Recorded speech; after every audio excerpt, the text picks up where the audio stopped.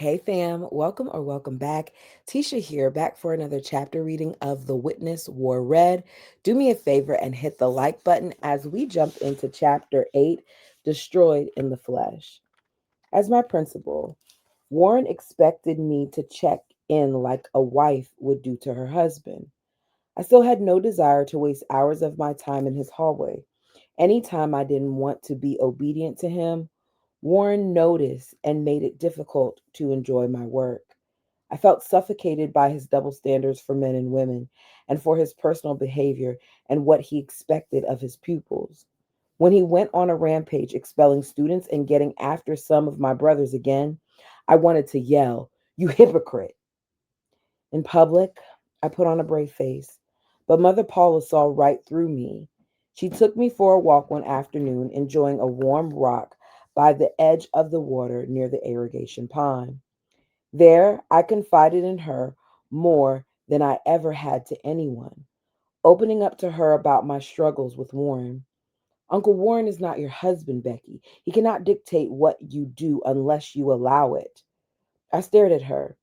No one had ever said anything, even remotely like that, concerning Warren. I had been taught to obey him without question.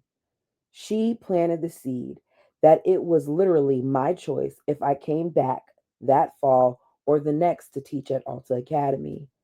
While my heart hurt to think about leaving my students, I suddenly felt an enormous sense of relief. To be free and away from Warren sounded more delicious than anything I could imagine, but I didn't know if I had the courage to go through it.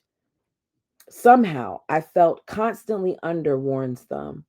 I helped Christine choreograph the operetta, our yearly music and dance performance that the chorus class did each spring for the community. I went through the motions and did what I could, though I felt like a zombie on autopilot. I had realized that if I left teaching at Alta, I would have very little reason to go on. Sure, I would be free from Warren, but I would also be away from anything else that gave me life. Excuse me, that gave my life meaning. That evening, I was leaving the grocery store when I ran into my beloved Aunt Martha, who had moved with her family to Colorado City when the prophet had entrusted a new calling in the church to Uncle Jim. I greeted her enthusiastically. How I had missed her. After hugging me, my aunt stepped back and looked at my face. Unlike anyone except Paula, she saw past my smiles to the dark circles under my eyes and the pain behind them. "What is happening with you, Becky?" she asked. In that moment, I knew I could trust her. I took a breath and I laid my soul bare, confessing to my aunt all of my pent up sadness and the fact that I was just another body in in Rulon Jeff's home. Aunt Martha listened to me sympathetically, then looked directly into my eyes. "You need to get involved in the community. Find somewhere where you belong, Becky, or it will kill you." That's all that a lot of these women have, is to find ways of coping. A lot of them are unhappy. A lot of them are on autopilot. And let me not just say the women, because I think that a lot of the men are unhappy as well, some more than others. But that's their answer for thing is to find something else to basically get your mind off of it. But it doesn't take away the sadness. It just masks it. You're so very young with a whole life to live. You must find a place where you are needed and you need to give and serve until you forget yourself. What? I went home that night and crawled into bed, curling up into a fetal position. I knew she was right, but where could I give of myself that it would make a difference? Where could I be so needed as to forget my worries and where Warren couldn't crush me? The next day, I arrived early to the operetta rehearsals. Christine was just as creative and energetic as ever. After a while, I noticed several points at which things were not operating efficiently or where the teens and children felt a bit confused in the production. I threw myself into the day and directed the participants without encroaching on Christine's toes. Before the day was over, I could tell my help was making a real difference. That night, I again climbed into my bed exhausted, but with excitement in my bones. I might be powerless to change Warren's mind about the worthiness of my own brothers, but there were young people in need of help right where I was. One of them, Samantha, came to talk to me afterward about struggles she was facing in the community and her family. We talked for a long time and became fast friends. At the next practice, I watched carefully. Many of these kids were just numbers in their households, too, and several of them sat very low on the hierarchical.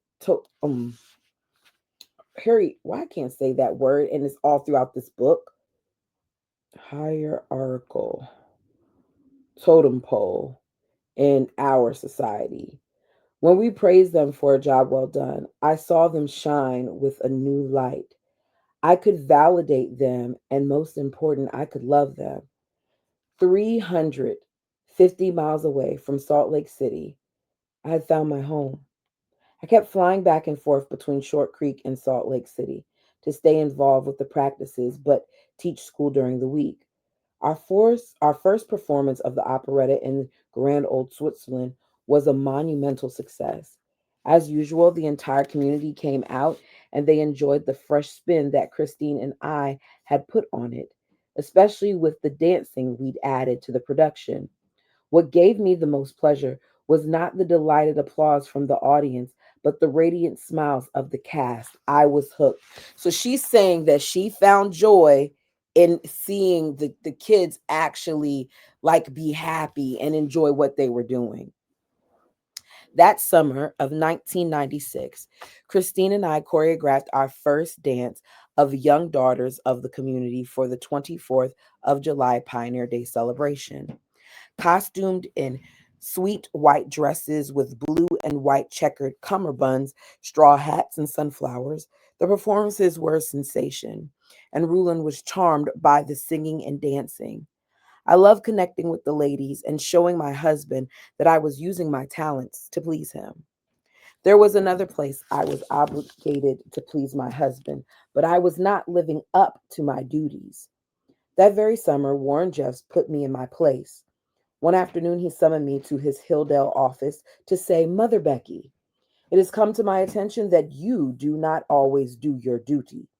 You must get close to Father. How the hey ho does he know what it is that he is or isn't doing?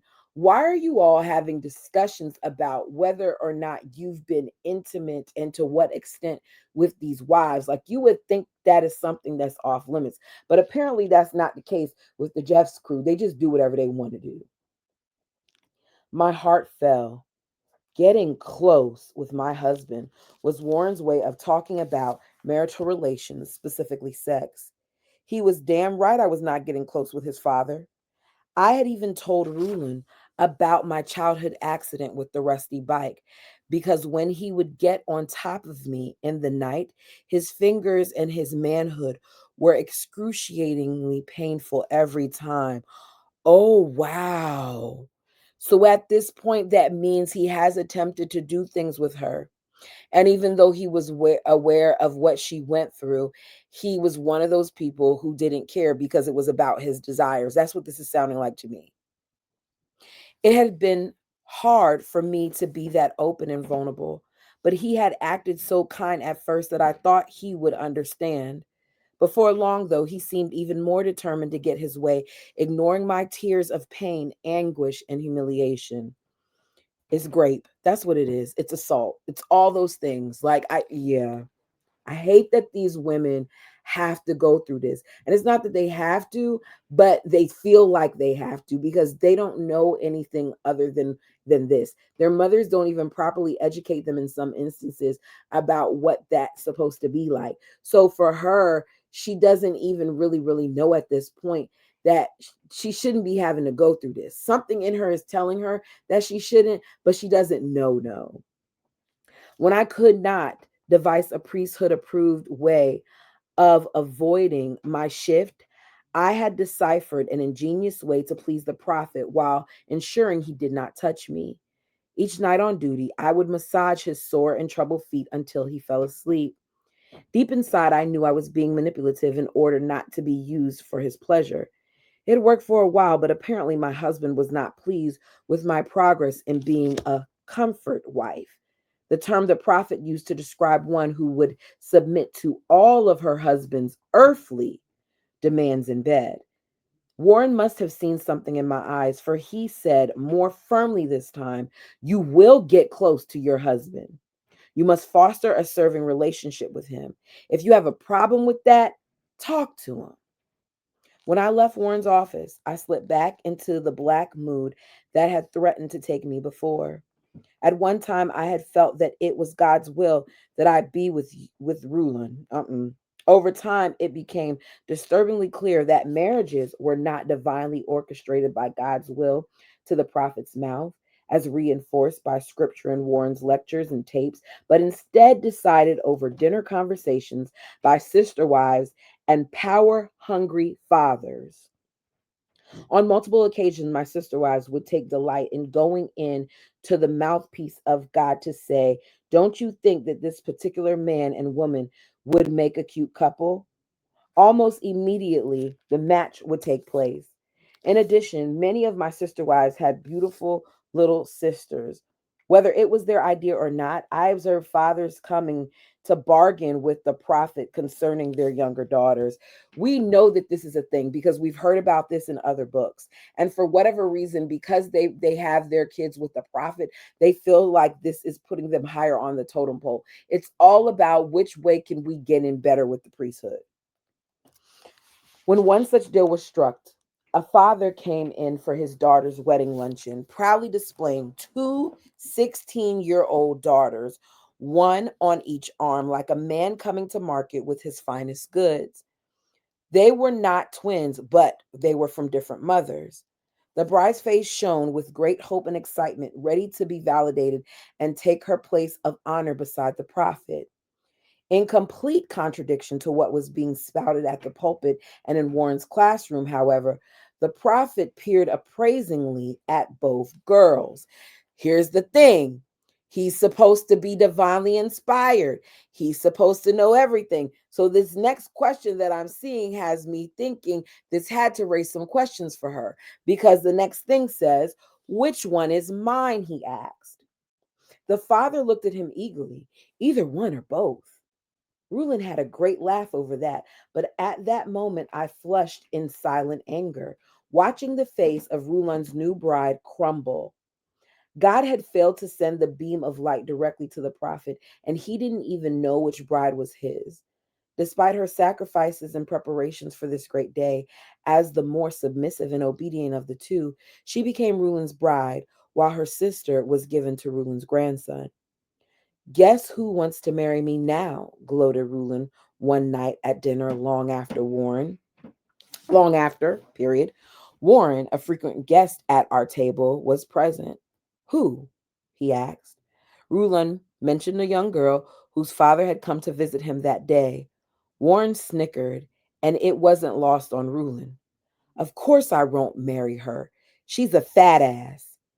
"What?" Anyone who was not rail thin was often spoke about by the Jeffs men as fat ass or fat slob. Well, I guess I would be good in that community because I'm far from rail thin. And guess what? I guess it would serve me great purpose there because what in the world? How are these supposed to be these great men of God? Listen to how they talk. This was making me and several of my sister wives feel self conscious and self critical. Worse, I watched more fathers frequent the prophet's office and his table, desiring validation and standing in the community so much that they would put their daughters up on the auction block. Their biggest coup was when the prophet would agree to take a daughter as his own wife. Over the next 7 years, Rulon would take on 46 wives after me in 7 years. That is wild. 46 after her, she was 19. That is insane. When I got married, I could not shake the feeling I had abandoned my siblings, despite it not being my choice. kept an eye on them at school whenever possible, but disturbing reports came in of my younger siblings, especially the boys struggling at home. As the prophet's wives, Christine and I couldn't display any tolerance for rebellious behaviors, but whenever we had the opportunity to take the kids quietly aside, we tried to validate their good behaviors and beg them to get on the right track at school and home. Oh my goodness. A defiant rise in rebellious behavior had coincided with the arrival of my father's coveted third wife. How much you want to bet she's probably younger and prettier and all those other things? And maybe it's a situation where she's in a better position than even Irene was, the first wife. We know that he let Irene get away with a whole bunch of stuff, abusing his kids and all those other things. So I hate to see what this third wife will bring if the kids are acting out. Let's see. We'd all been surprised to learn that our cousin Maggie, who was close to my age, would now be Mother Maggie. So he's just as perverted, her father is, as Warren is. Because why would you want to marry someone who's your child's age? I look, I get it, there are age differences, but I don't feel like a 40 something year old or however old he is has something in common with a 20 something year old or early 20, because she's in her early 20s, maybe mid 20s, because she said 7 years of her and Ruin being. Either way, the point is she's young and she's around the age of Becky. It makes no sense. The kids at home had been excited and they tried to be good for the new wife. It became quickly apparent that any happiness would not last. Mother Maggie had come from a very authoritative home. My mother told me that Mother Maggie insisted that my father physically create order in the household.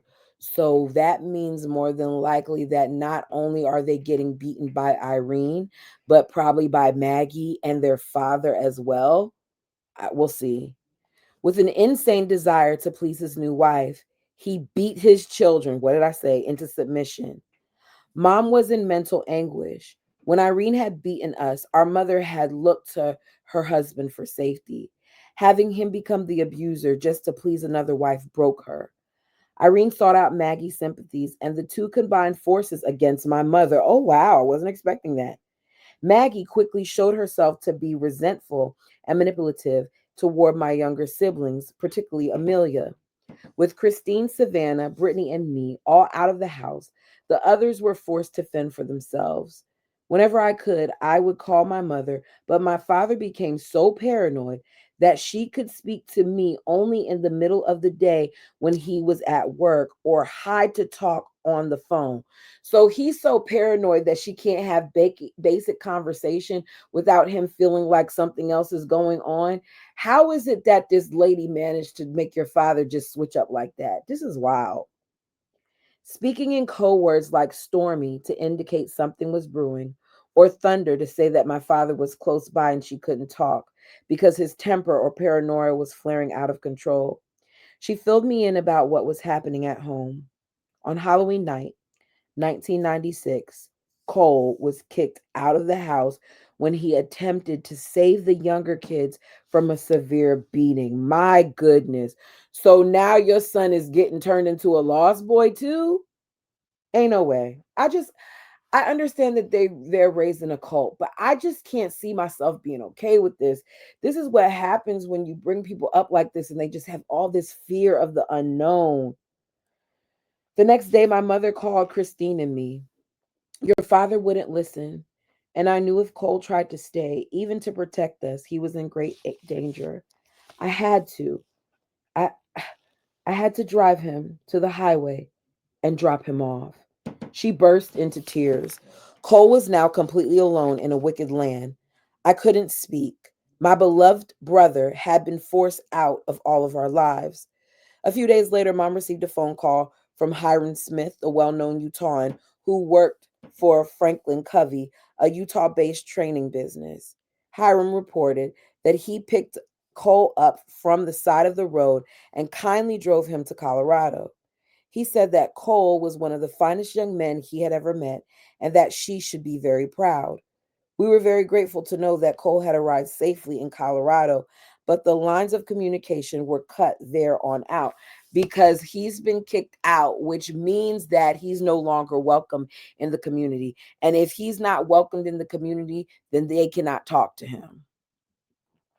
Cole was to be dead to us, and my brother, having no desire to taint us, would not contact any of us for 5 long years. After Cole's expulsion, Mom finally confirmed rumors I'd heard that Trevor, Joshua, and Jordan were not only smoking, they had also started using drugs and alcohol and were going to rave parties, a word I'd never heard before she and Christine explained it to me. So her brothers are acting out because of the abuses that are going on in the home. That's what it sounded like to me. They tried to quit, but were not successful for very long. The boys and Amelia all struggled with rebellious thoughts and behaviors. I knew what they were feeling, but I encouraged, cajoled, and reprimanded them. They had to be better. They just had to. The alternative, being cast out of the church into eternal damnation and becoming a son of perdition like Cole, that was unthinkable. If they were having trouble now, I couldn't imagine what they were in for out there. Most kids who left or got kicked out of the FLDS ran into very real, very debilitating issues. Boys and girls who had lived all their lives to please their families, church, and profit were cut from family ties with no education. 90% or more of them wound up heavily involved in drugs, alcohol, promiscuity, and prostitution, or as the victims of some kind of physical, emotional, or sexual abuse. I was grateful the twins were working hard to be clean and sober. Joshua and Jordan had found employment with a world famous knife maker, where they were working exceptionally hard and learning fast. But one week, I learned that Joshua had made brass knuckles, as many boys of his age might forge in a shop class. While he was showing them off to one of my other brothers, Dad walked into the room and came at him with no explanation, crushing Joshua's fingers until they were bloodied and broken to punish him for having such a weapon. He had on some brass knuckles, and your response was to break his fingers? What in the world? Like, and here's the other thing, they don't like going to the hospital. So, how did he, like, how long was he in this condition? This is too much. Her father is like, our father felt totally justified in doing it, proving to Mother Maggie and Mother Irene that he indeed ruled his household. In horror, Christine told Warren what was going on with our younger siblings. This ain't good. Somebody gonna get in trouble, and more than likely, it's not gonna be the man. We'll see. My younger siblings, and he asked her to create a timeline of our family and all of the abuse that had taken place through the years. She asked me to help her, as I had an uncanny memory, even for the incidents I wanted to forget. She then faxed it from Hilldale to Warren's office in Salt Lake City and received a scathing response from him. Never fax a document like this again, he said cautiously. Don't you realize if it had fallen into the wrong hands, it could have brought the whole FLDS faith under condemnation? Here's the thing, if it's a situation where you aren't doing anything wrong and this is God's will, then why would it be a thing where you would be condemned? Why would it be an issue if you weren't doing anything wrong? Because it was wrong and he knew it. Within 24 hours, however, did I skip a page? Nope, 95, 96. Okay. Within 24 hours, however, my father was the one condemned and relieved of his priesthood. Our mother and her children were packed up and sent to stay with grandfather Steed's at grandfather Steed's ranch in Woodstoe, Widtsoe. This was a devastating shock. We were supposed to be a forever family. I think Mom had hoped that the prophet would step in and sternly lecture my dad, Maggie and Irene to stop these abusive behaviors. She wanted to keep her children safe, but had never expected this result. With Ruland's permission, Christine and I immediately drove up to meet our mother and siblings at the ranch. We did our best to calm their fears, but I could read the misery in each of their eyes. Many families were already living in the overcrowded buildings on the ranch, so the only place for all of us to stay was bunked together in one large and crowded room. We had only a wood burning stove for heat, so it was either blistering hot or bone shaking cold. We were all expected to pull our weight on the farm, even in below freezing temperatures. We cooked, cleaned, mucked stalls, and watched over livestock, among other arduous chores. Several of my siblings became ill, with Alyssa catching the very worst of it. A few weeks in, Mom received a phone call and she asked me to stay with the kids while she and Christine were escorted to a mysterious meeting. We didn't hear from them for weeks. Tensions were running high among all the family members. While Grandfather Steed was alive, he had certainly been strict and severe, but music and laughter had pervaded the ranch. Now, many of our cousins saw fit to preach the word of God to my four younger and wicked brothers, Joshua, Jordan, Zach, and Levi. One night, I walked out to the barn to discover that the twins were secretly plotting to run away. I stopped them, but I could hardly stand to hear the boys confide in me their open, bloody psychological wounds. See, that's the thing. A lot of times we talk about the wounds that are afflicted, that are physical wounds, but that emotional and that psychological piece are a whole nother beast. Like, it's hard to undo a lot of that. It lingers sometimes even more than some of the wounds. So to hear her saying this just makes me know that these kids were tormented daily. They felt betrayed and abandoned by our father because of his behavior, especially since his new marriage, and knew that our mother had no power to protect them. I've had felt a lot of judgment over my younger siblings' rebellion and use of drugs. The more I learned about the traumas they'd experienced, the more I understood. As December turned to January, the situation remained strained, exacerbated by the fact that pneumonia racked Alyssa's 10-year-old body. She was still expected to do heavy chores in the freezing cold and was getting worse. So this baby has pneumonia and you still got her outside working and doing stuff rather than getting better from her pneumonia. Without warning, our parents suddenly showed up together at the end of the month, ready to take everyone home again and start over.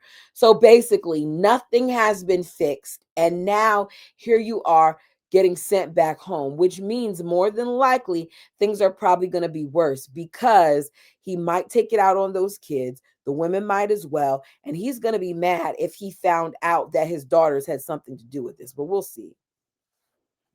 I was overjoyed. Not only had they reconciled, but Mother Irene had been forced to leave our parents' home. Oh, wow. It was something we had secretly hoped for as children, but never thought would happen. Part of me felt sorry for her until my memories of all the beatings flooded back. Before they left, my father took me aside privately.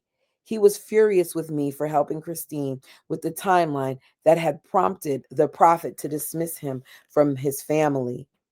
That's no one's business, sis, he said angrily. You girls lied on that timeline and you see how it's ripped our family apart. The things you wrote, they didn't lie. Did he not remember what he did? He must have, you know what? Let me be quiet. Because they act like they don't know, but they have a feeling. They know some of these things are going on. But I guess he's going to play dumb. The things you wrote should never have happened, Father, but they did, I retorted angrily.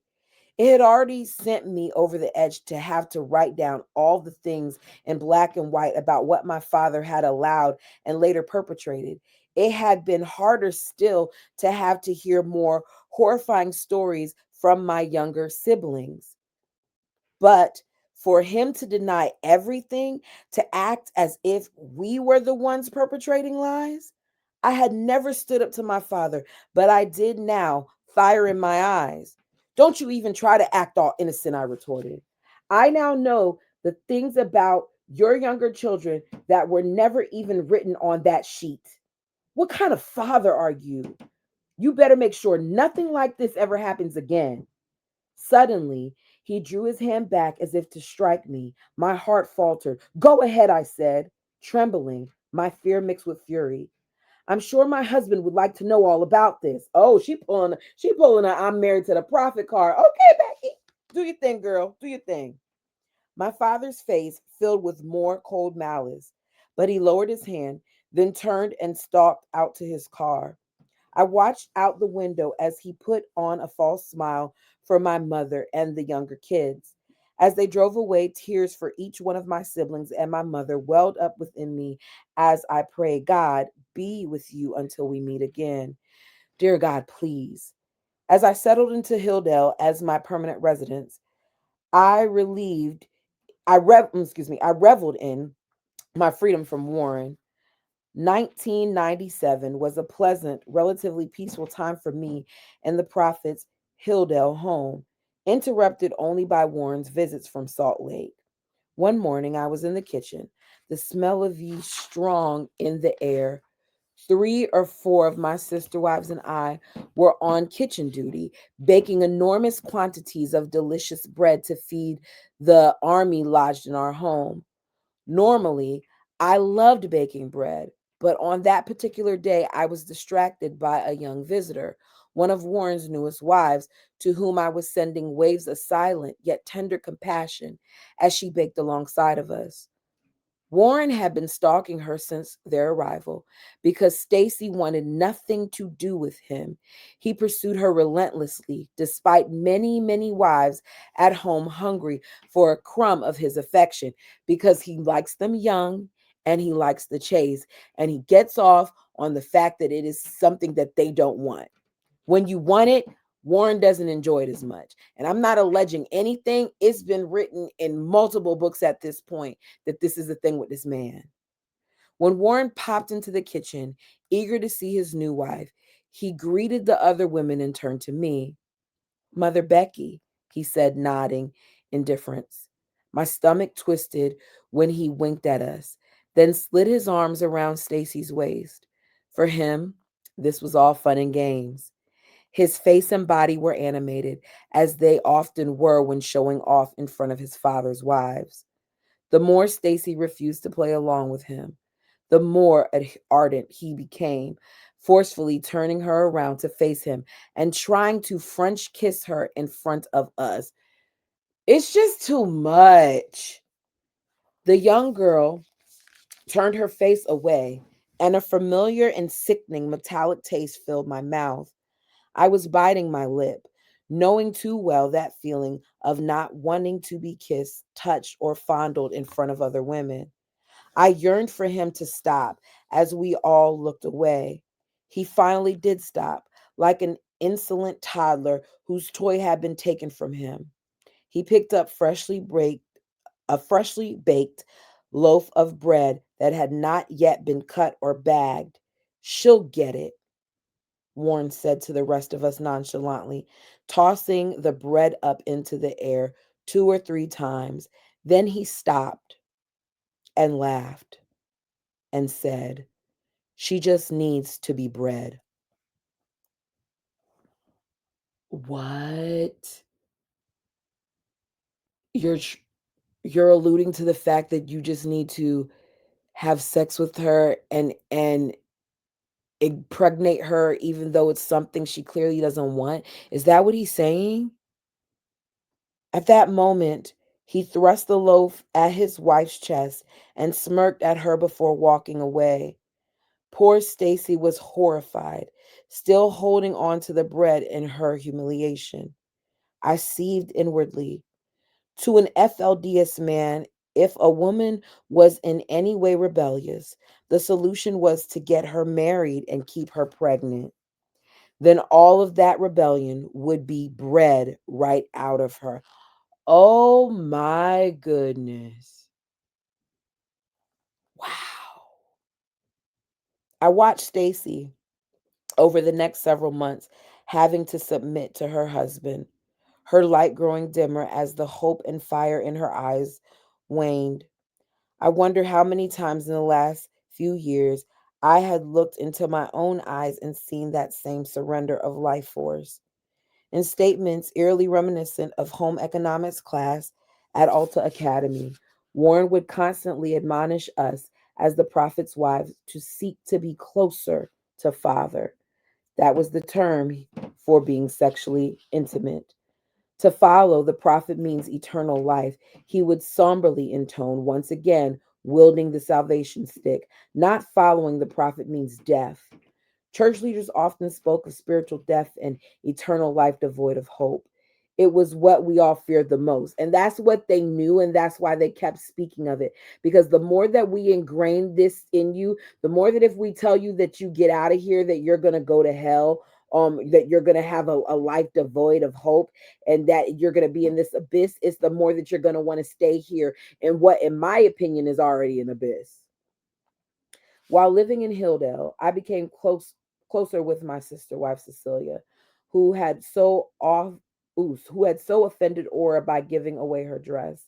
Sunny and sweet and stunningly beautiful, she had been highly sought after in her day before her father gave her to the prophet.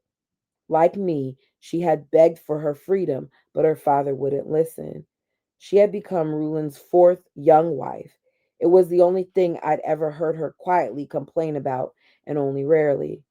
Cecilia's sweet disposition and likely her curvaceous figure ended up getting her into a lot of trouble because more than likely there are guys who were inappropriate with her, and rather than it be seen that they were inappropriate with her, she was probably blamed for it.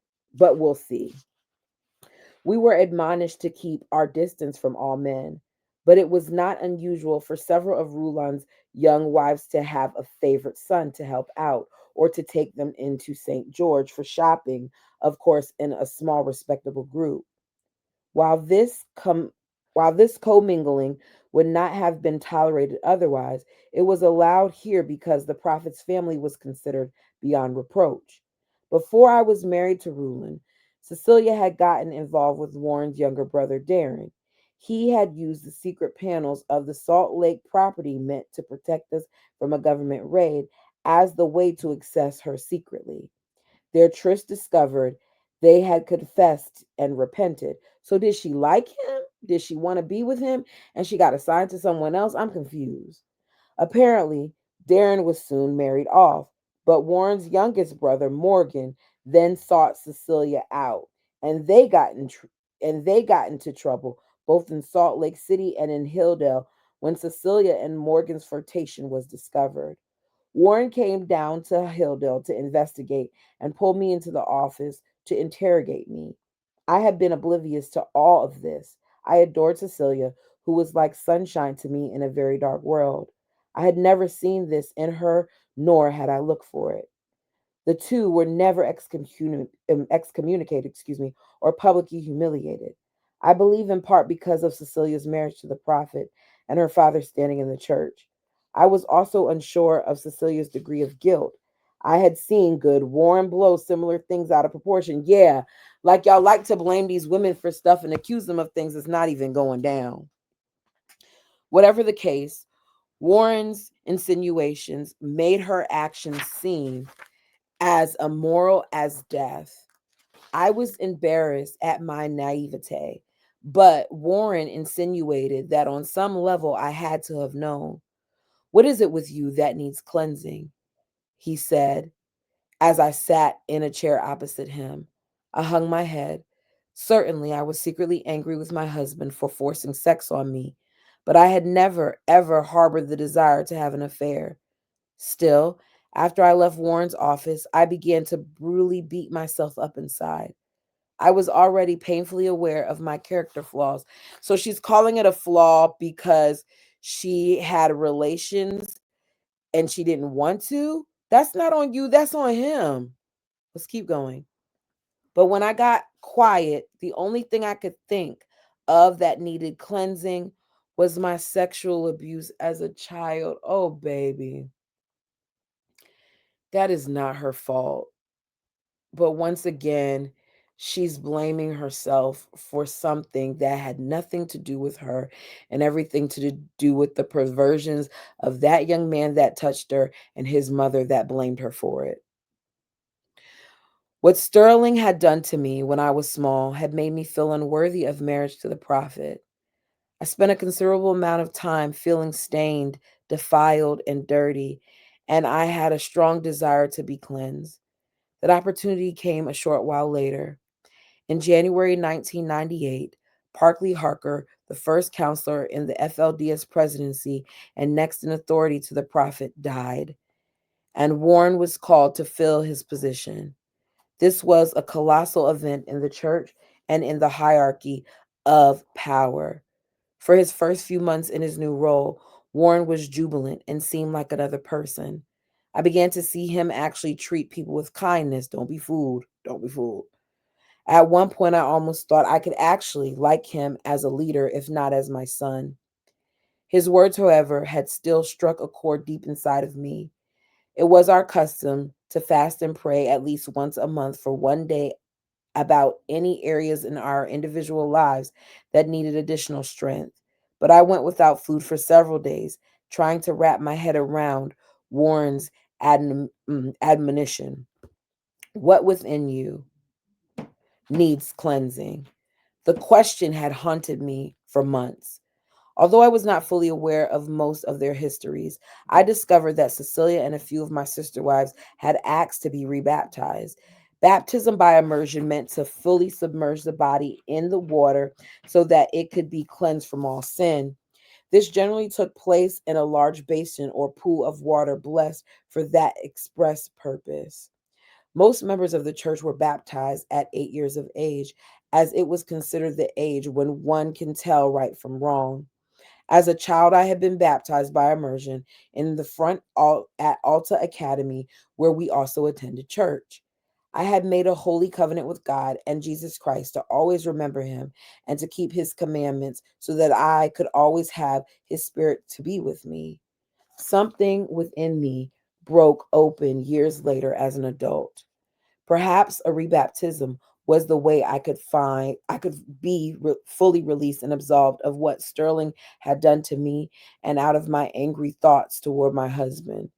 Perhaps being cleansed from this early trauma might assist me so that this persistent presence of evil that Warren saw in me would go away. He's the evil one, but let's blame these other people. Perhaps then the Spirit could always remain with me and enable me to perceive evil and keep it from me at all times. I asked to have a private consultation with Rulon. For the first time in my life, I shared the story of what Sterling had done to me, shaking uncontrollably the whole time, not knowing that the very person that she has told this story to has done that and other things to other people, not knowing that the man that she's telling this story to has done this to both little girls and little boys, his own child. So he's not really a safe space. Oh, excuse me. I'm sorry. I was talking about Warren. She had that consultation with Rulon, but I was talking about Warren being the one who did those things. But here's the thing. I'm sure his father did as well because his perverted tail is doing things to his wives who are very, very young. So who's to say he didn't do the same thing? I was afraid the prophet would be angry and force me out of his house, but instead he was kind. Didn't last for long, I'm sure. When I suggested rebaptism, he said that it was not necessary, but if it made me feel better, he would permit it. I stood up, my heart filled with joy. I would be clean and absolved of all sin, finally free of what Sterling had done to me. A few days later, Warren arranged for my rebaptism in the front that had been installed in the in the font that had been installed in the basement of the prophet's Salt Lake home, the same one I had been baptized in as a child. Cecilia had talked to me about her rebaptism, and she waited with me until the priesthood leaders were ready for me to descend into the water. Uncle Wendell, Leroy Jeffs, and Warren were all present, though none of them asked me any questions. Dressed in all white, I simply stepped into the water and was immersed fully under it. Under the authority of the priesthood, I was baptized.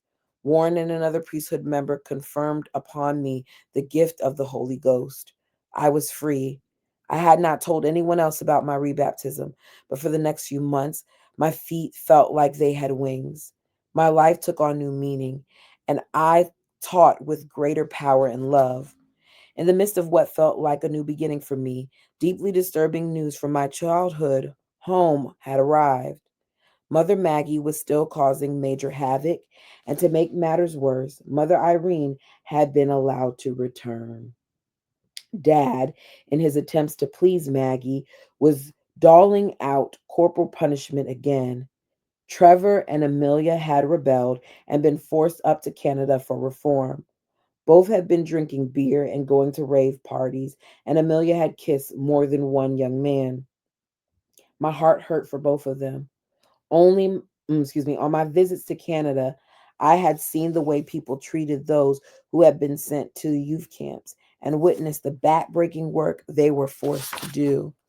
Amelia was not going to Uncle Jason's, but had to work out in the wood mill and was also expected to cook for and clean up after other work crews after her shift ended. Unable to do anything constructive for them, I threw myself into helping Christine with the Pride of Avalonia operetta. We choreographed the production together, and I played my violin in the orchestra as well as worked directly with the youth. This year, one participant was a painfully shy young man with thick glasses and drooped shoulders who had trouble making friends. We had been working with him week after week, and it was wonderful to see him start to hold his head erect and perform with confidence, grace, and skill. I said a prayer of gratitude each day for this opportunity, and I prayed daily that someone somewhere would show up for my brothers and sisters in a similar way. I would soon get to see many of my siblings when everyone came down to the annual April conference.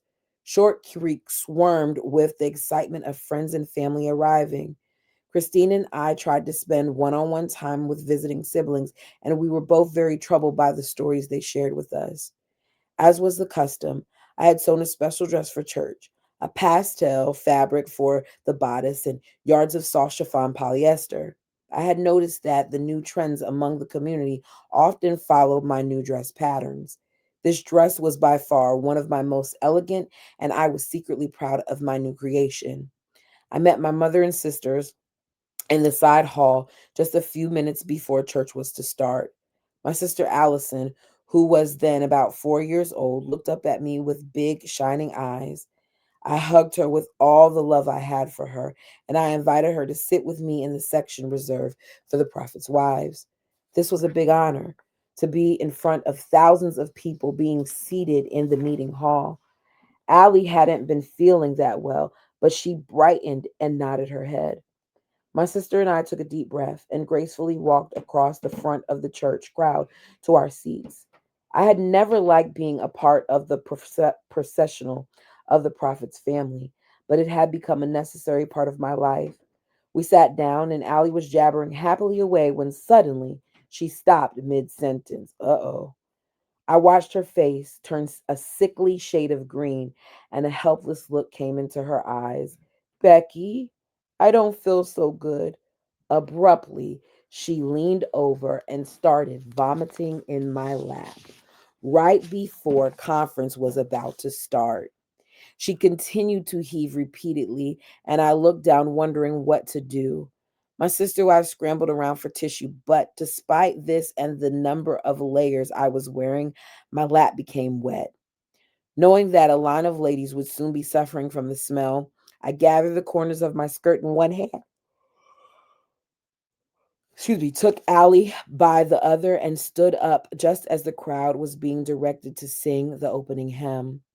We had just stepped out of the door of the main meeting hall when Allie turned and looked at me. happiness in her eyes. Becky, she cried loudly, I feel so much better. I couldn't help but giggle and smile at her as we went back to the prophet's home and my room, where we both showered and changed. It was much more fun for us to listen to church, which was always broadcasted over speakers into everyone's rooms on the Just property anyway. I would miss seeing friends and family, but I was also grateful not to have to face the forced formality of sitting in line after service, greeting each visitor who stood in line for hours just to shake the prophet's hand. Therefore, 2 weeks later, I was delighted to be engaged with my people in a serving way that I loved. The cast presented our Pride of Avalonia operetta. My eyes shone with love and appreciation for what each performer had brought to the stage, and I loved looking out at the people and seeing the absolute joy upon their faces. In the FLDS, our lives were filled with so much work, damnation, and end of the world destruction. It was delightful to have something to celebrate. Sherry and Allie were able to come, and I saw firsthand how the operetta brought hope and joy to many of us, young and old alike. After the operetta, life returned to an almost monotonous routine. During Rulon's visits to Short Creek, the chief of police and a local deputy took him out daily for lunch and provided him with an official escort as he met with city officials, because all of those city officials are FLDS. All FLDS priesthood leaders, of course. Yep. Other FLDS visitors would come from outlying areas to meet with the prophet and discuss matters of business and marriage plans for their daughters. A few days after the operetta, news came from Canada. After gut wrenching pressure and backbreaking work, our sister Amelia had finally caved. In order to get our mother, the prophet, and Warren off her back and to survive the imminent end of the world, she had agreed to be placed in marriage. Wow. On May 31st, 1998, Amelia was given to Colin Blackmore, Jason's son and our cousin, through marriage. I was happy to be allowed to go to Canada for the wedding, but when I arrived, I was shaken. Amelia had always been a spunky, free spirit, but I saw a surrender and deadness in her eyes and soul. I pushed away my feelings and sought to find the bright side. Like my mother and Christine, I had become proficient at the skill of sticking my head in the sand because our survival depended on it. During that visit, I became acquainted with several of Winston Blackmore's wives, some of whom I had met when I was in Canada as a young girl. One day I was on duty. I had to be in the same room with Warren Rulon and Bishop Blackmore, who joked with the other two men. I have to marry off a particularly rebellious young filly, he declared. Getting her pregnant will settle her right down. I had not much like Winston, but that flippant comment turned me sour. Through the years, I had heard him say similar comments about women and realized he had likely made the exact same comment about my sister Amelia regarding her forced marriage to our cousin Colin. He couldn't care less about any woman. His desire was to control. That thought burned within me, but I had to hold my tongue and show absolutely no emotion. I did enjoy meeting one of Winston's younger wives, a wonderful character by the name of Alicia Lane Blackmore. Using humor, she could get away with saying things no one else could. For example, when we were introducing ourselves, she said it was so much easier going by numbers instead of names. That's all we are, anyway, she laughed. A few evenings later, when the men were in the priesthood meeting and Cecilia and I were walking the property, I heard a high voice from across the grounds. Hey, hey, number 19, Alicia called. How are you? It's number 10. Cecilia was astonished, but I was nearly rolling on the grass, clutching my stomach in laughter. It felt so good to hear someone tell it like it was, and it felt so good to laugh. Upon our return to Hilldale, it was my turn to be on duty with Rulon again. As much as I tried, I was never off the hook from having to sleep with him. Even with operetta practices or visiting Canada, I was required to do my time, and I had been ordered by Rulon to schedule my undertakings around my shifts with him. Still, the outside activities, as well as my rebaptism, had raised my spirits. I felt like I had a new beginning with my husband. I had been washed clean. I had more confidence in myself. And while I didn't look forward to marital relations, I did wish to show my respect for him. Rulin, however, thought my newfound confidence meant it was time to further my education in the bedroom. He made sure I knew who was in charge. He'd been known to preach the greatest freedom you can enjoy is in obedience. That night, he forced me to do unspeakable acts, pulling at my head and my hair to make sure I did it just right. When I didn't, he made sure I knew that too. Aura knows how to do it just right, he said, moaning. Then let Aura do this to you and leave me alone. I was bitterly angry, and after he came, I spent nearly an hour in the bathroom silently crying. When I emerged, he was asleep. I climbed into the opposite side of the bed and continued to weep quietly. Every time I had opened myself to Rulon, showed him vulnerabilities, told him what Sterling had done to me, he still forced me to do things I didn't want to do. I had always followed the church's teachings. Why would God punish me in this way? I finally decided that I did not like God, nor could I trust him. When my tears finally subsided, they were replaced by a fire in the pit of my stomach. I remembered a lesson that Warren had taught in family class first to his father's wives. Now that you are married to our prophet, or any wife to her husband, the keys of Elijah transplanted that branch, namely you, and now you are connected to a man that is the source of life, literally, the source of life to you. As you reach out in your faith, having it so available, so right around you, the Spirit of God will flow into you. There begins to grow love, such a love that will make you one with Him. A wife can say to her husband, I love you. What kind of weird, wordy crap of a passage is that, Warren? I'm just saying. I could not say I love you to Reuben. I had loved him as a grandfather figure, as my prophet and priesthood head, but I had reached out in my faith, and how he repaid my trust seemed unconscionable. In my position, I could not help but see that so many women were treated in like manner or worse by their husbands. At times when I was on duty with Rulon, I would catch wind of the prophet's business as it concerned a young girl unhappy in her marriage. As he was acutely hard of hearing and kept the volume up loud on the telephone, I couldn't help but overhear most of his conversations. You hear that? Most of his conversations. Mm, mm. It was at these times I realized I was not the only one in my community struggling with issues of violation. I had a cousin whose mother had been taken from her unworthy husband and had been remarried to a man named Philip. As was the custom, the woman and her children were given to that new man as a whole package.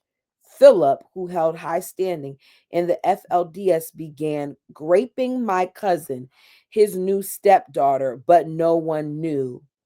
Once she got older, Philip approached the prophet. Perhaps Philip was scared of her belonging to another man, or of her exposing his molestations.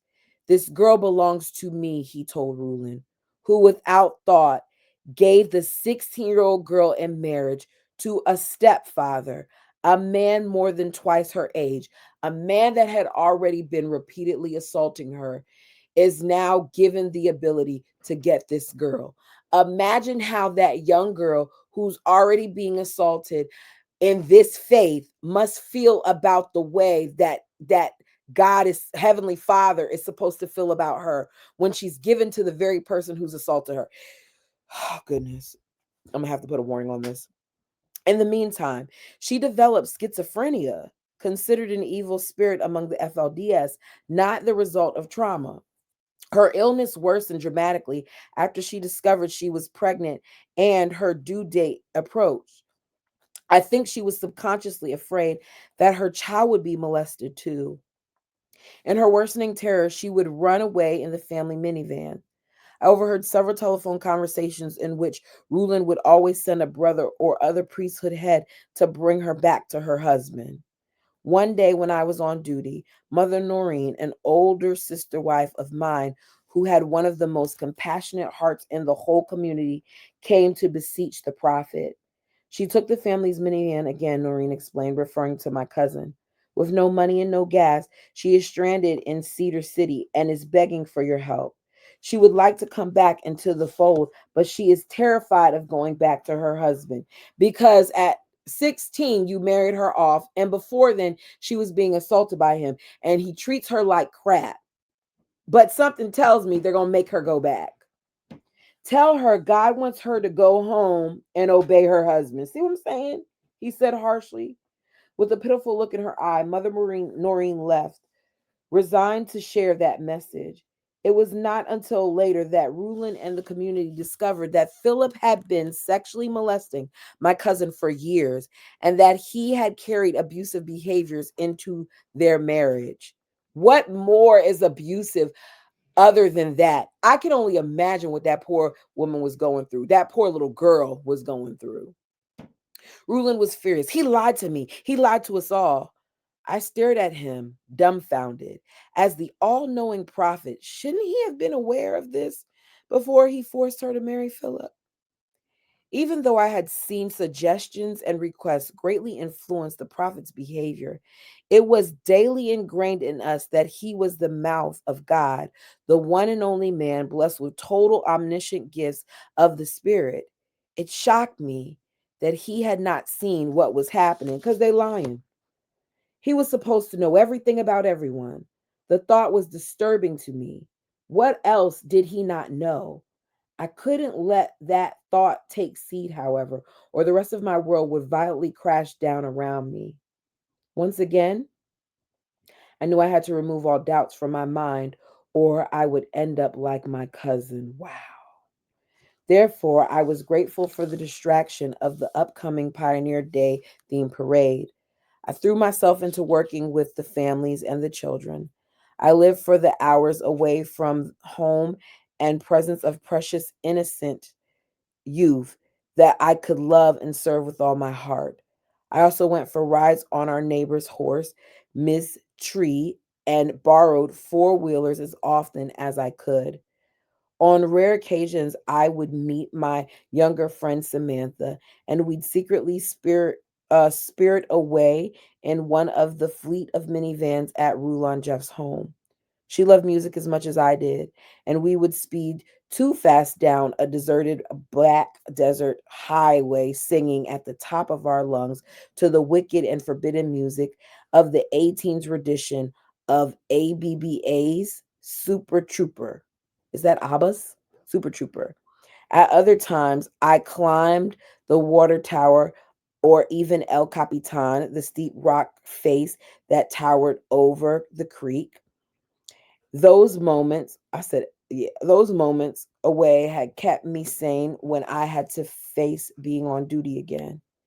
Soon enough, I received my call from Rulin to the phone in my room. Mother Becky, it's your turn to be on duty. Come and stay with me tonight. No. There was silence for several long seconds. Finally, he spoke, his voice sharp. What do you mean? No, I repeated firmly. I am not ready to stay with you again. I will not be on duty tonight. Let him withhold affections from me like he had Mother Julia. He'd been unable to have children long before our marriage. He was certainly not withholding anything from me that I wanted or needed. So he isn't even able to have children anymore. But one of the main things that they talk about is how relations is supposed to be for procreation, and he can't even have kids, but he's still marrying women and laying with them. Everything about this prophet, this so called prophet, was a farce. It was just a whole bunch of bull.